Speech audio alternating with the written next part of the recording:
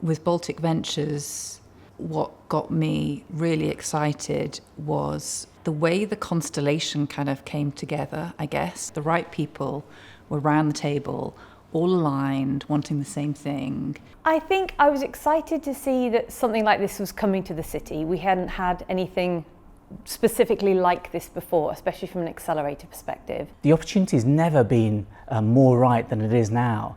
If I think back only, 10, 15 years ago, you had to be in London.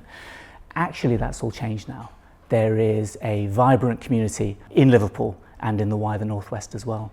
In my second year of uni at John Moores, I was studying computer science, so I started my own software company. I was like, okay, cool, I love gaming. Liverpool's a good place to start anything gaming related. But what that was going to be, no idea at all. I think growing up, I was really unaware of business and the business world in general, probably. Everything changed with Hillsborough for me.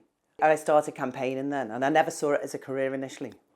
Just joined campaigns to improve safety at football stadiums. And then the Premier League said, well, come and change it from the inside then, which is, I guess, what led to Aposto really into running the business. I remember coming down to the Baltic for the first time and remember walking through going, this is a really cool place. There's startups, there's creatives, there's that real mix of new energy sort of creating things, and it just felt a really exciting place. Liverpool ticked all of the boxes for us. So I've been a marketeer forever, and so when my youngest daughter was struggling, the natural thing to look at is another way of supporting Poppy, and then there's millions of kids with ADHD and autism around the world, so how can we support more of them? I think it's a huge opportunity right now in Liverpool particularly. I think, a lot of the infrastructure that you need to be an entrepreneur was more in London. I think that's changed radically. There are opportunities, and that poverty of aspiration that we had is not the same because every business has the opportunity to grow and flourish. Liverpool City region based